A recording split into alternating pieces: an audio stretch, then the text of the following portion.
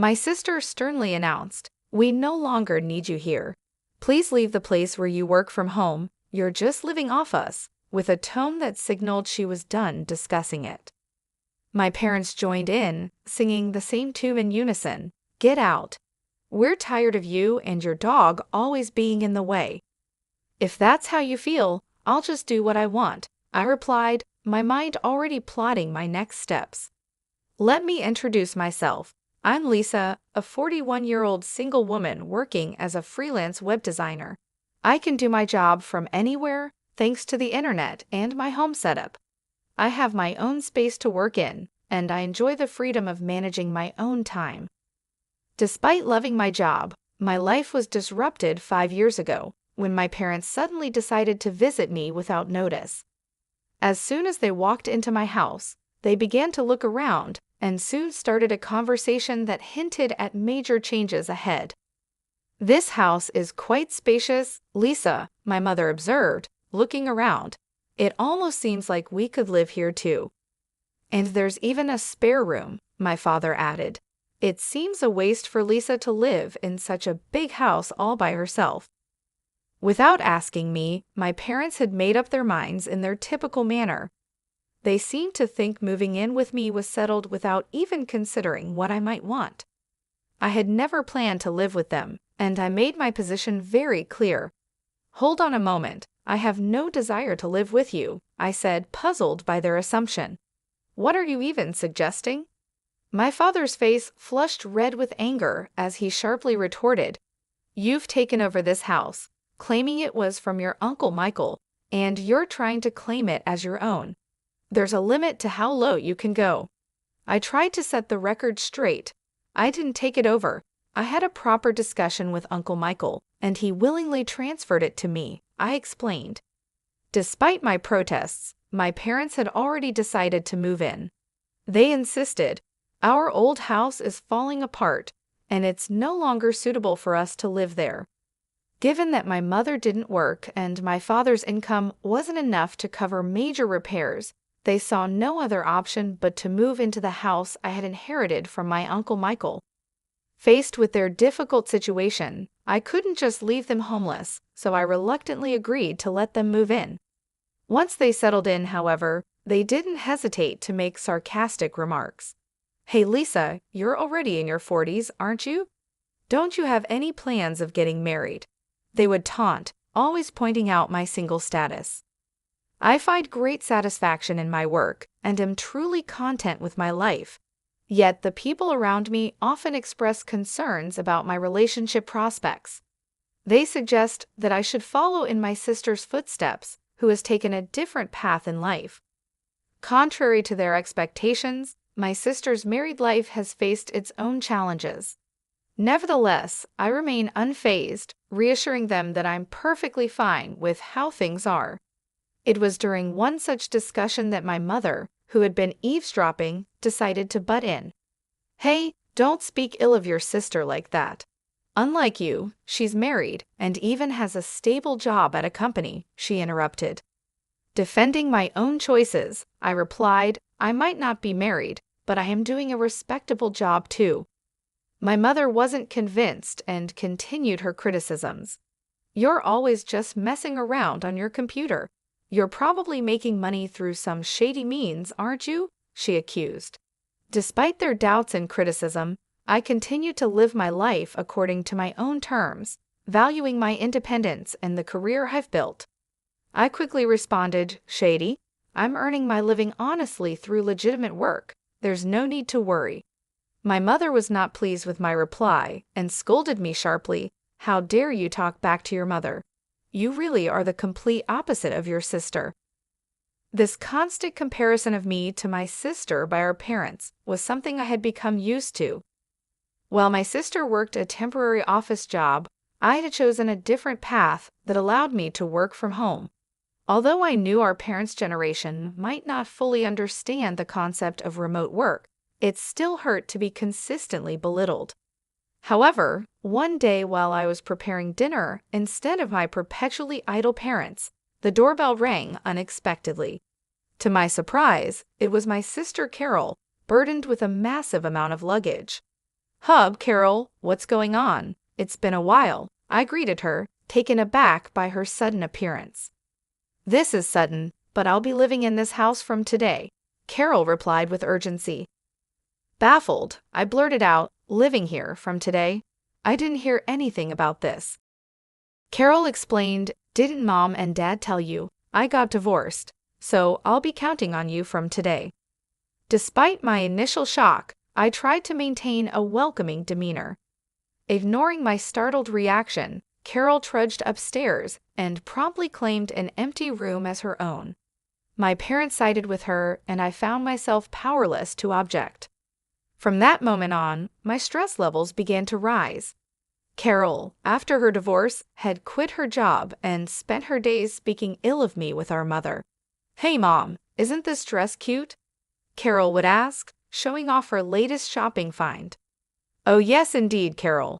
You're so pretty, it will definitely suit you," our mother would respond enthusiastically. Then Carol would turn to me and remark, "Do you think so too?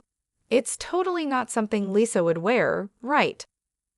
Unable to escape their critical gaze, I continued to live my life without reacting to their taunts. Despite the desire to retaliate, I realized that it would only play into their hands. So I remained steadfast and unresponsive to their attempts to provoke me. One fine day, I knew I had to stay strong and keep focusing on my own happiness, regardless of the negativity around me. I found myself in a truly heartwarming situation when one of my closest friends became the proud owner of a litter of 4 adorable puppies. This significant event sparked a series of changes that would enrich my life tremendously. The moment I saw those precious pups, I felt a deep connection. After careful thought, I decided to adopt a little black Chihuahua from the litter. I named him Charlie.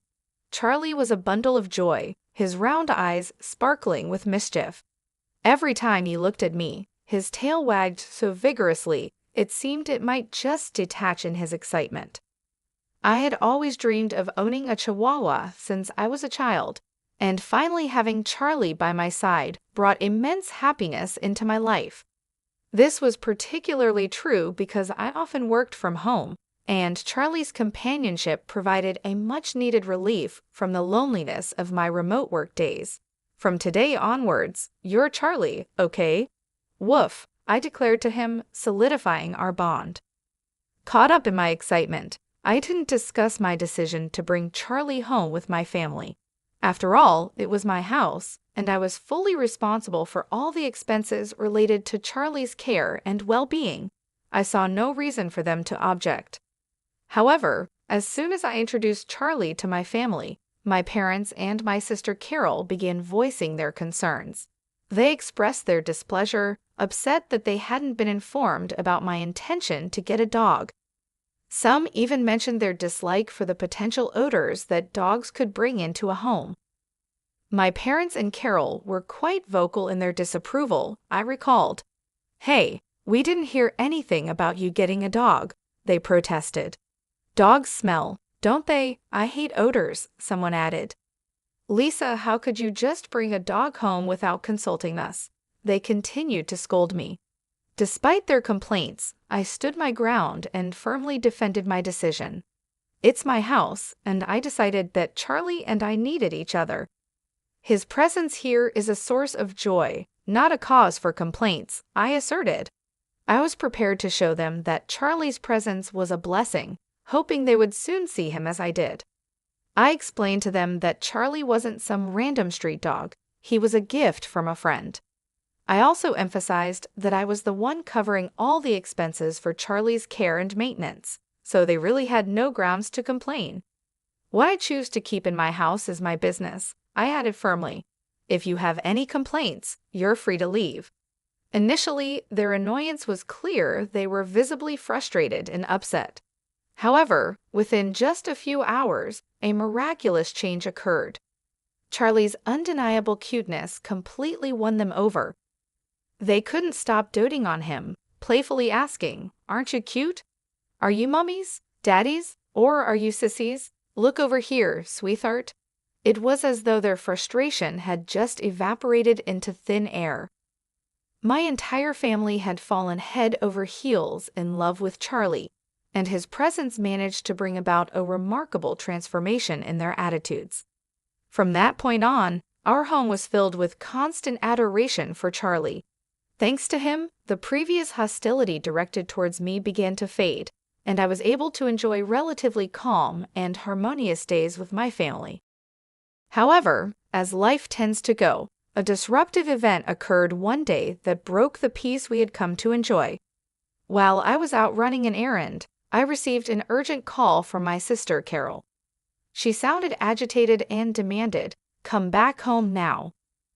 Startled by her urgent shout, I asked her what had happened. She unleashed her frustration over the phone, shouting back, "It's not what happened. It's what Charlie did. He did his business on my clothes. What if they smell?" I tried to calm her down, saying, "Oh, just wash them quickly and they'll be fine. And isn't it your fault for leaving your clothes all over the floor?" Carol retorted, "What? It's my fault? It's your poor training that's to blame." I sighed, realizing that this was just a minor hiccup.